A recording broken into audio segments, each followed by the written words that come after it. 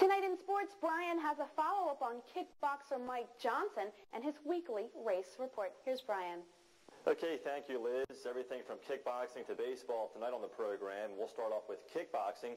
We have a pro kickboxer back in the news. Of course, he's Mike Johnson from Manchester.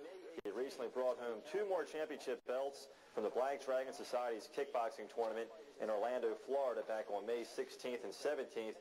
And we brought you this already, but tonight we have an update for you. For the weekend, he was 5-0 and finished first out of 64 fighters from around the world. In his final bout, he defeated Cal Hung from Shantung. It was beautiful, the combination. I set up a sweep kick, and I threw a roundhouse to his leg, and I did a jump back turnout kick, and it hit him perfect. His hands dropped from the sweep kicks, and there it was. And, you know, it hit him right across the side of the face here, and, you know, the heel would have hit the chin, the top of my foot would have hit up around the temple. And, you know, he just dropped, and we counted him 10, and he was out still, so. Mike picked up 15 pounds and weighs 190 pounds now. It helped him out in Florida. In this tournament, stamina was very important. You could go full tilt with your opponent for 10 straight minutes.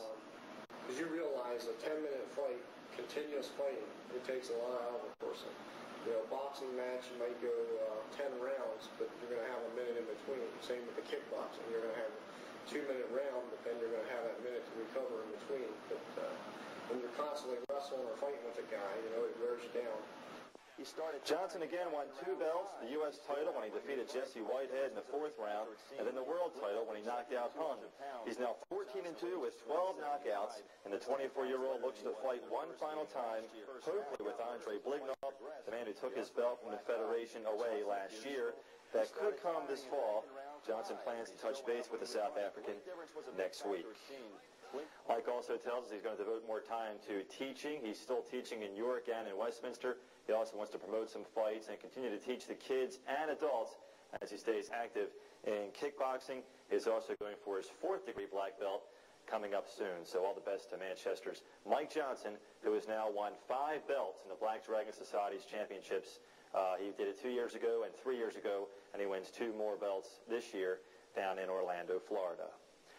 Our weekly race report is next, folks. Being a Friday night, we have a lot of racing to talk about for you from the 75-80 Dragway in Monrovia, Maryland, in Frederick County. They had their Super Comp meet held last weekend.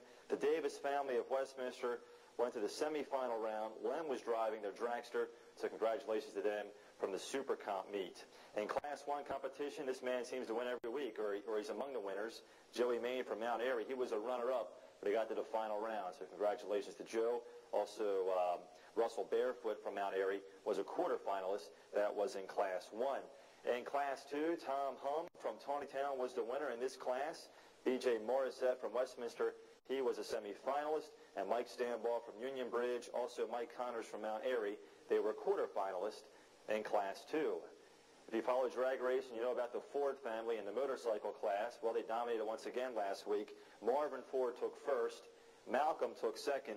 And their other brother, Marion, was a semifinalist. So the Ford family did pretty well in the motorcycle class last week. Monday, on Memorial Day, it was Supreme Chevy Day.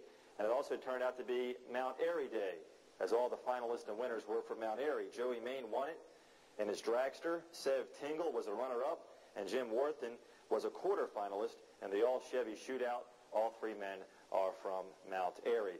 Coming up this Sunday, they'll have their streetcar and rod race. The gates open at 9 o'clock in the morning with elimination starting at 1 p.m.